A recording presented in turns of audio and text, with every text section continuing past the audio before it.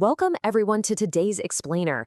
I am so excited to have you here because honestly, what we're going to do today is incredibly useful. We're going to take a set of dense and, let's face it, kind of intimidating financial metrics, and we're going to translate them into a super intuitive health check for businesses. Think of this as your foundational toolkit for popping the hood on literally any company. By the time we wrap up, you won't just see numbers on a balance sheet. You're going to see a living, breathing story of a company's financial health. So let's start with the big one. How do we really know if a business is healthy? It's so easy to see a headline about a company raking in $1 million and just think, wow, they're killing it. But true business health, it's not just about making money on paper in the short term. It's actually a really delicate balance. A healthy business has to survive long-term risk on one side and thrive through operating efficiency on the other. If you're only looking at the cash coming in, well, you're missing half the picture.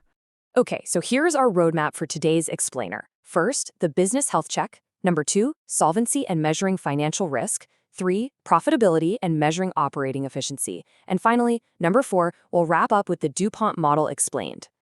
All right, Section 1, the business health check, understanding the 2 pillars of performance. Think of a business's health as resting on 2 massive pillars. On the left, we've got capital structure or solvency. These are basically your defensive metrics. They assess long-term financial risk, kind of like the structural foundation that helps a company weather the storm when the economy gets rough.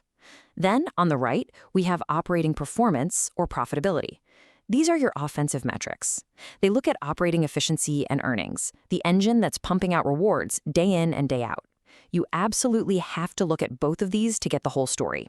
Moving on to Section 2, solvency, measuring financial risk and the foundation of long-term stability. When we're assessing solvency, we really need to put on our cautious risk management hats to make sure a business won't just collapse under its own weight down the road. Let's look at some of these core defensive metrics. The debt-to-equity ratio. It literally measures the dollars of debt a company holds for every single dollar of equity. It's a straight-up comparison of who owns the company versus who the company owes.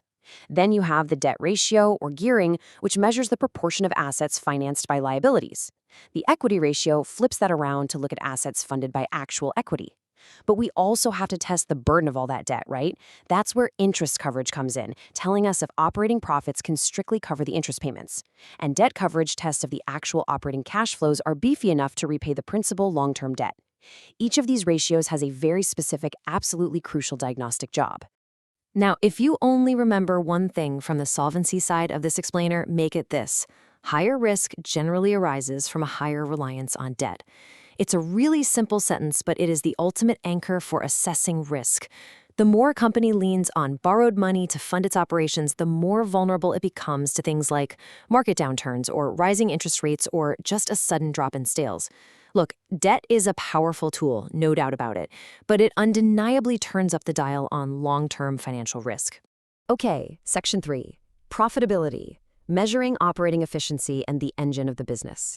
So if solvency was our structural foundation, profitability is the roaring engine driving this whole thing forward. We're playing offense now. We're diving headfirst into efficiency and how a company actually generates tangible rewards. First up, gross profit margin. This measures the pure efficiency of generating profit straight from sales, before any administrative overhead even kicks in. Net profit margin takes that a step further, showing us the ultimate efficiency in converting those sales into bottom-line profit after every single expense is paid. And honestly, perhaps the most grounded metric we have here is the cash flow to sales ratio. Because think about it, profit on an income statement is really just an accounting measure, but generating actual hard operating cash from what you sell, that is what actually keeps the lights on. So the crucial point here is understanding the ultimate payoff. And that brings us to 2 heavy hitters, return on equity, or ROE, and return on assets, or ROA.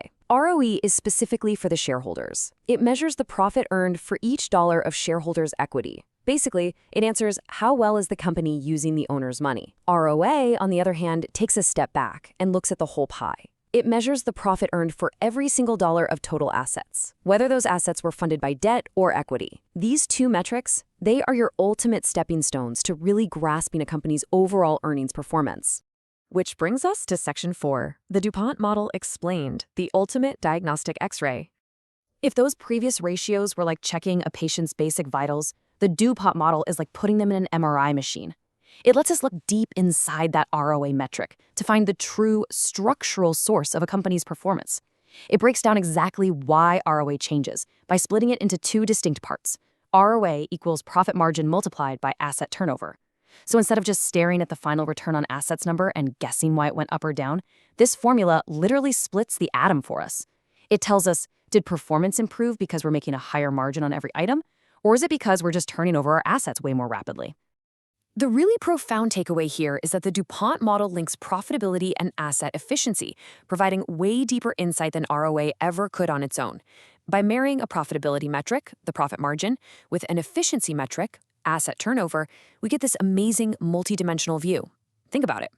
A high-end luxury jewelry store might have a massive profit margin, but they sell things very slowly, so they have low asset turnover. Now compare that to a discount grocery store. They have razor-thin margins, but they move inventory incredibly fast, so high asset turnover. Both of these businesses can actually achieve a fantastic ROA, but the DuPont model reveals they're completely different operating engines to us. It really is a masterclass in financial diagnosis.